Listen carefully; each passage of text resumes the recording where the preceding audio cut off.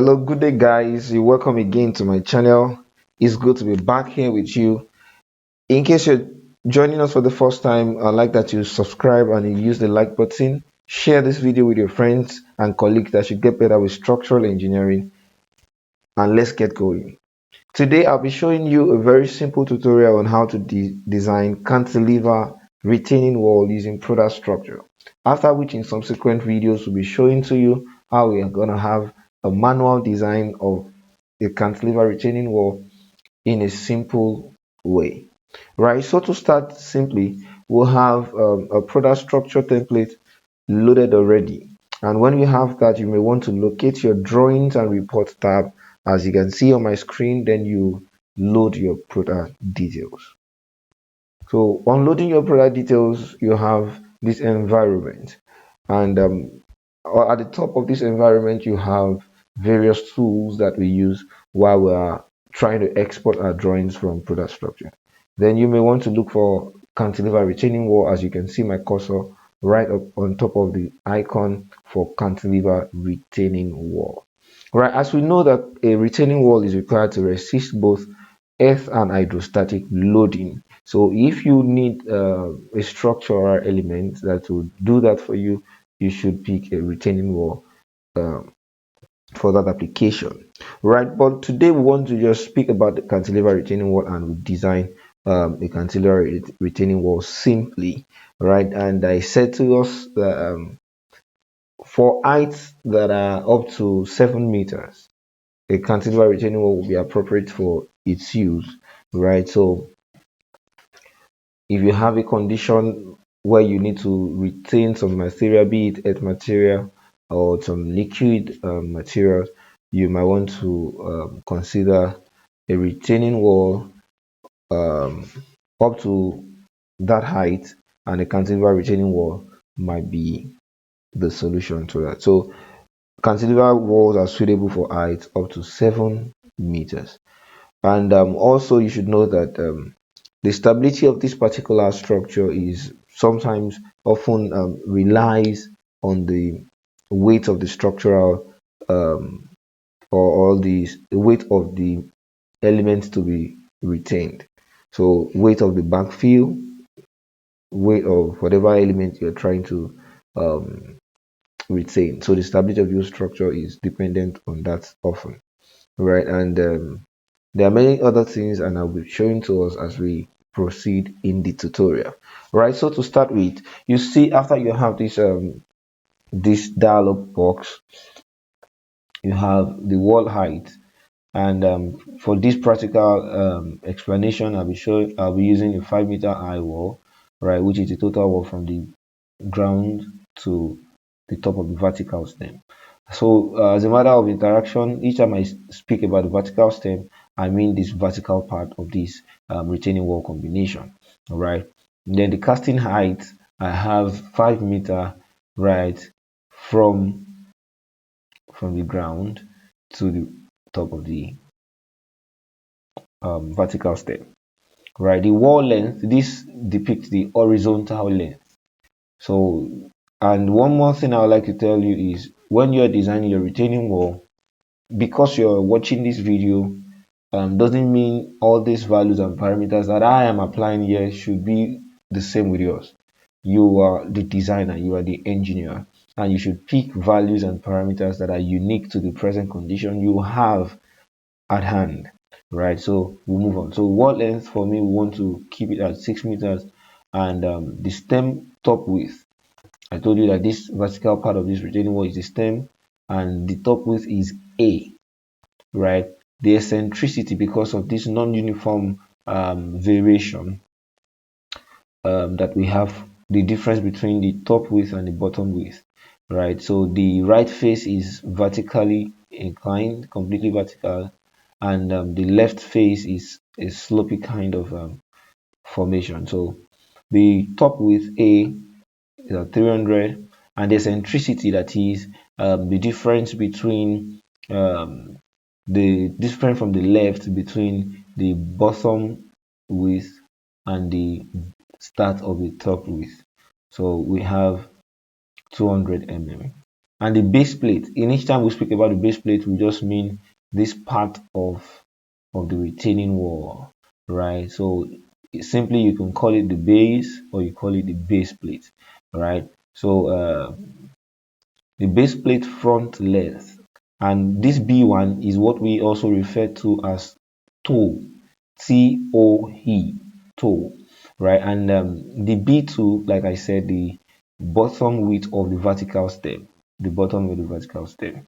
Then we have B3. This B3 is also what we call heel, H-double-E L, H-double-E-L, right? So, and these things are actually important in your design also. So when we begin the manual designs and in subsequent videos, I'll be showing you how we go about these things, right? So base plate back length, B3, that's the heel, I say. So the longer part of this base is the heel and the shorter part is the toe, right? So you know, as we go on, I'll be telling you the important stuff on design, right? So this base plate itself has different kind of geometry or shape rather. So you discover that we can actually have this kind of shape, and you may choose to have this kind. You see, there is a change now. So whatever it is you want to apply, this T1 is the thickness of the base, right? So using this one, you have T1, the thickness around the vertical stem, between the vertical bottom of the vertical stem to the top of the vertical stem. No, that would not be the right approach. The T1 right now would be the distance between the base of your between the distance between the base and the bottom of your vertical stem, right? So you need to be careful about that, as I was finding it to explain to you. I was trying to put out a proper explanation to that so that you get that correctly, right? So T1 is the distance between the bottom of your base and the bottom of your vertical stem, right? So T2 would be the thickness at the edge of the toe, or at the beginning of the toe, or the thickness of the toe, just call it that way. While the T3 will be that for the heel, right? So if you're using this kind of geometry, that will be the explanation. But if you're using the other one, you're just going to apply T1 and you're good for the base plate. Now I want to speak about the shear key, because there are basically three influences that affect the retaining structure, as in forces, right? So you have the sliding effect trying to um, disrupt the stability of the structure, and you also have the overturning effect that will take action against your retaining wall. Then another, you'd have the overturning moment, right? So for the sliding effect, which tends to push your structure horizontally off its position, off its base. So there is a thing we use to prevent movement, horizontal movement of retaining structure, and that's what we call the shear key.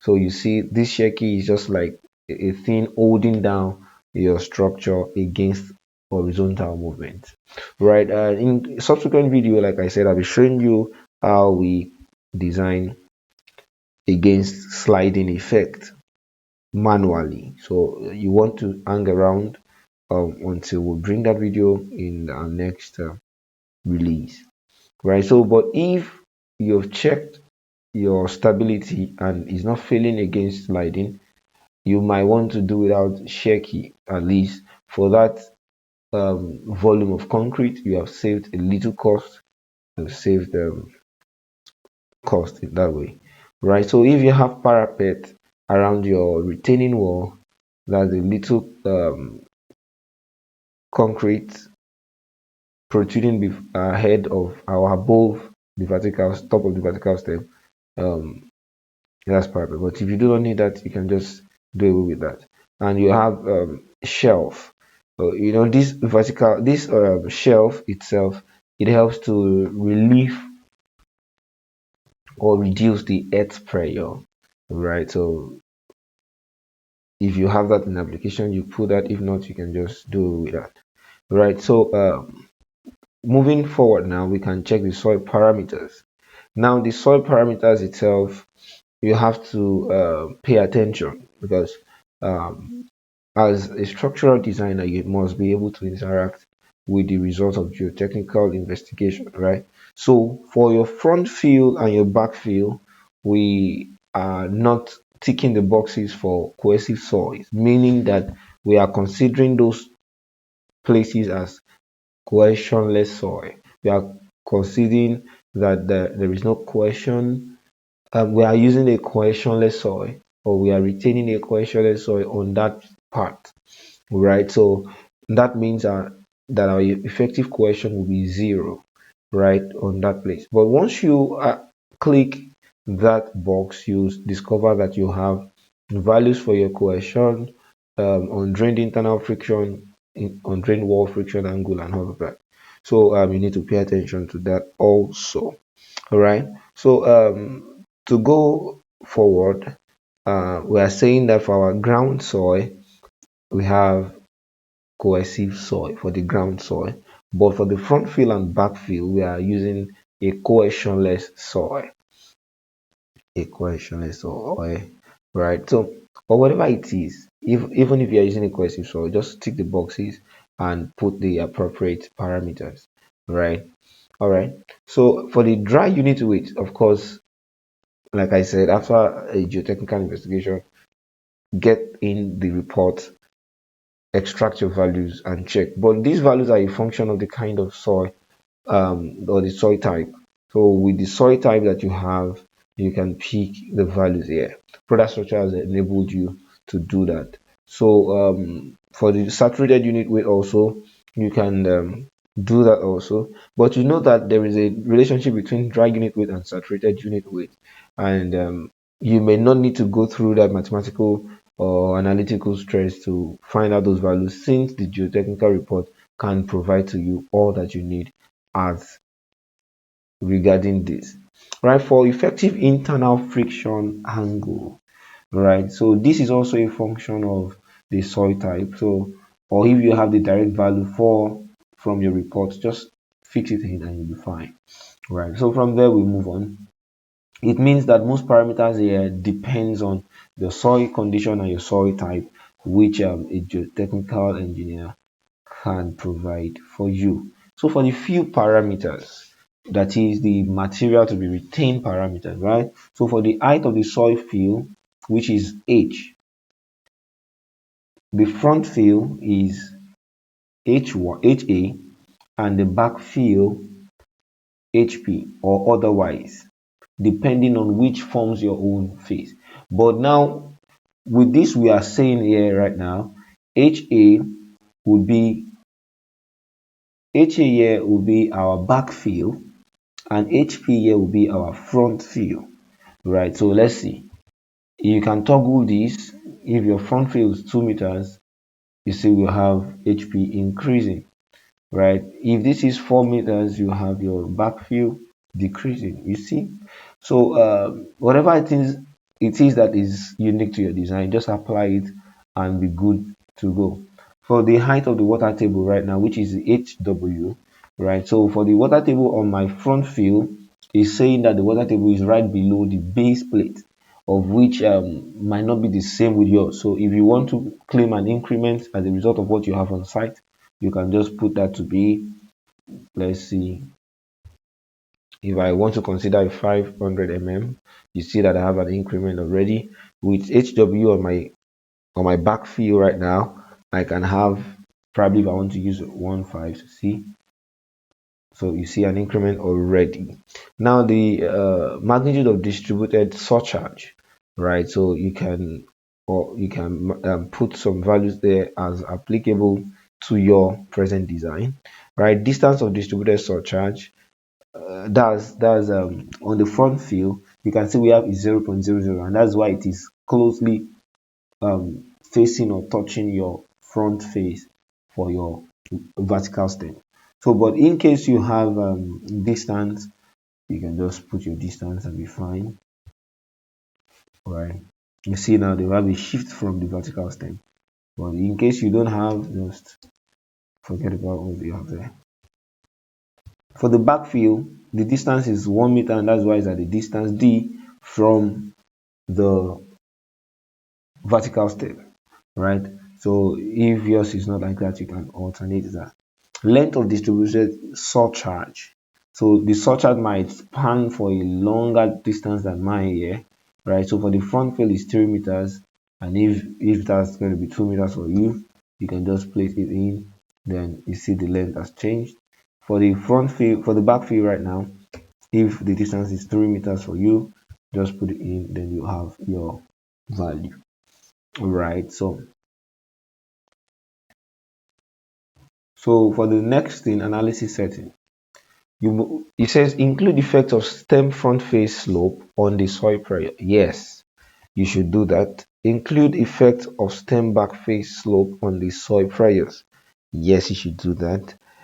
Passive side effects.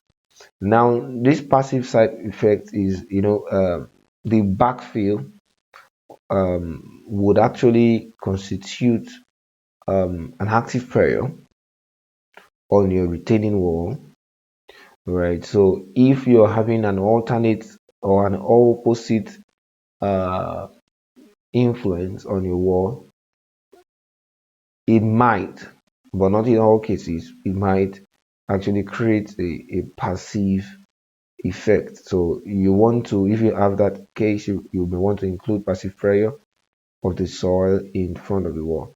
And when we apply our shear key, because of the effect of that movement, the direction of that movement of that force, it tends to go against the lateral forces produced by the earth material, whatever material your soil is retaining on the other axis, so that it's going to add to the weight of the material that will oppose the lateral force. So it's going to be a passive pressure, a passive effect thereby, right? So as we go on, I'll show you in the manual design also how that is going to be, right? So for passive, you may include it if you have that already. For active side effect, of course you want to do that. For hydrodynamics, pressure, effect of water, include shelf effects. If you have shelf, I spoke about shelf the other time, just include it. For others, include positive effect of the surcharge load instability check. Yes, you should include effect of adhesion. You should. Now, the dynamic effects of self-weight include to all calculation. Yes, you should include your self-weight to all calculation, your stem weight rather, your base plate weight, yes, and your fill self-weight, yes.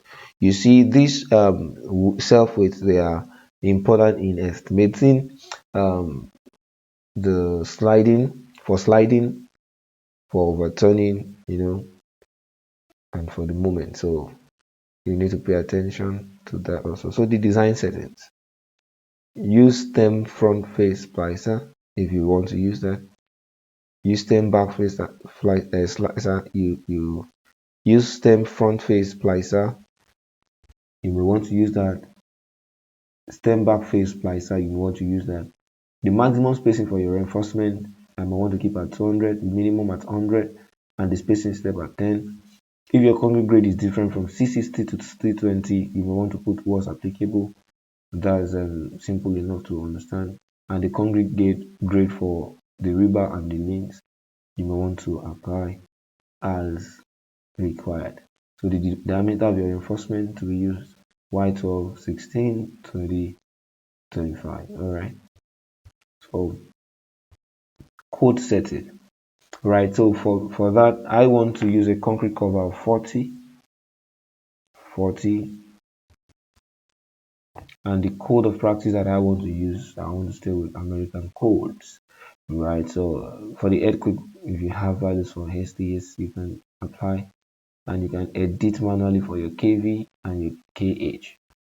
Now the factor of safety for overturning, and I told you these things. I'll show you how we apply this in the manual designs in subsequent videos. Just stay around and turn on your notification bell. As soon as the video drops, you get alert and you be right with us. So these factor of safety, they are important. for our design. Right, so the next one, you can check the analysis summary, but and the loads and all of that, but this one might not be updated until you design. So you run a design. So this design stability analysis are successful. Now check, I told you that there are basic things we check for as an influence against our retaining wall stability. First of which is the overturning, second is the sliding, then we have the moment, right?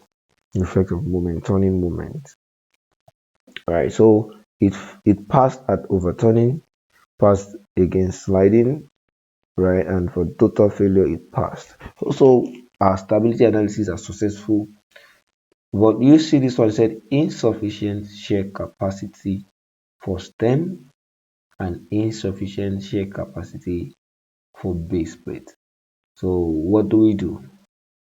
Let's check for stem. So the shear, this is the reinforcement, right? See for the toe and for the heel. At the top here, we have an issue. So we need to just pay attention to that and solve the issue. We know that when we have shear effect is um, more a function of sections and in relation with forces. Yeah, so let's see. I may want to have something like this, A500. All right, let me have this, and for my base, stem bottom, let's check for our stem. All right, I spoke about something the other time. Our base plate, let's check, let's increase our base plate to 700 since it's failing in shear. Now let's renew our design and see if it passed. So you see that my design here now is successful, which was previously failing, right? So you need to pay attention to that. I told you shear will be a function of the section in relation with the forces, so you want to pay attention, right? So check your reinforcement for the stem right now, the base plate, and everything is just cool that way. So in preparing your drawing, you can just click prepare drawing here, then you click on a good place on your model, on your environment, and you have your reinforcement details for the retaining wall. Right, so if you have questions around these things that we have done, you may want to use the comment section, as I'll be there to answer to all your queries, and we all are good that way. Do not forget to like this video, subscribe to this channel, and stay with us as we bring more content. I am Joshua the designer. See you in the next video. Bye.